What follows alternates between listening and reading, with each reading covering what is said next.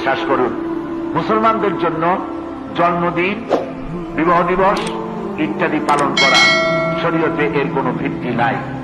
জন্মদিন পালন করা কি হইল? একটা কেক আনলো, আর যে কয় বছর বয়স সেই কয় বছরের কয়টা মোমবাতি জ্বালাই, একজনের ছুরি হাতে নিল, হ্যাপি বার্থডে টু ইউ বলে ফু দিয়া মোমবাতি গুলো লিবাই দিল। তাতে হইল কি?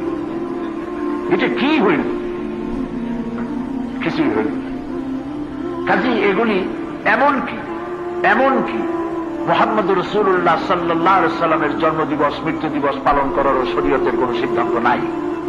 আমাদের দেশে যারা এগুলি করে, এগুলি সুস্পষ্ট বিদআত।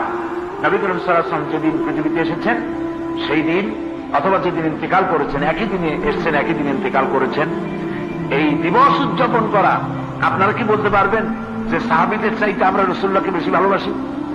বলেন, পারবেন কেউ বলতে? তারা জীবন দিয়েছেন, তারা রক্ত দিয়েছেন।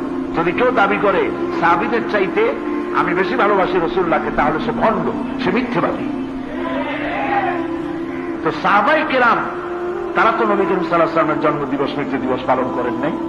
এই জন্য জন্মদিবস, মৃত্যু দিবস, বিবাহ দিবস আর এই জাতীয় দিবস পালন করা মূল্যে পড়ে কুলখানি আর 40 এর সবগুলো বেদাত, শরীয়তের কোনো ভিত্তি নেই।